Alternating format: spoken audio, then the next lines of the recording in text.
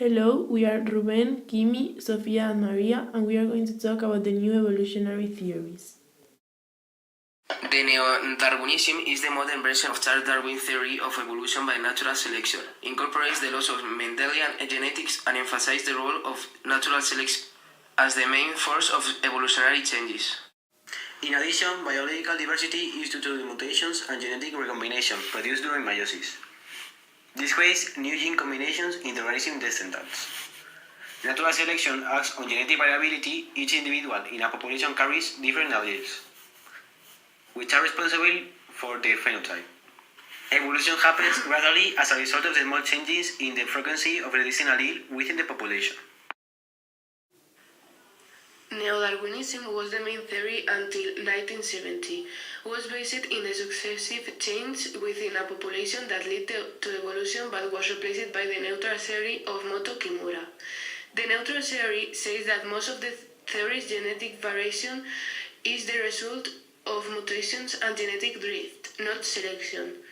For example, if a population carries several alleles of a particular gene, each of those alleles is equally good at performing its job. This means that variation is neutral. Whether you carry allele A or allele B does not affect your fitness. The main ideas are changing DNA are neutral to natural selection, mutations that affect genes don't give any advantage or disadvantage does not affect the species survival.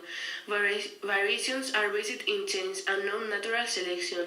If a mutation is maintained or not is random. The rhythm of evolution is more regular. The constant rise of molecular evolution gives rise to a molecular clock. And the natural theory says that there is a relation between the variability of a molecule and its rate of evolution. The punctuated equilibrium theory. Stephen Jay Gould and Niles Eldredge were the first ones who introduced this theory.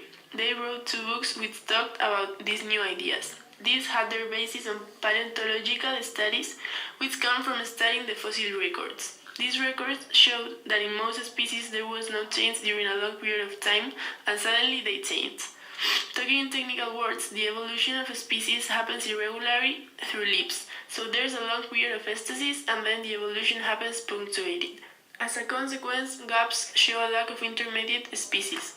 Following this theory, right now most living things would be in a period of stasis, and it will be when something new happens in a determinate environment that the species living on it will experiment some changes, evolutionated and getting adapted to the new habitat. Comparing it with the gradualism theory, we can see that in the punctuated equilibrium theory, species evolve along different lines, alterning different periods, instead of evolving in a gradual and slow way as in gradualism. That's all. Thanks for listening.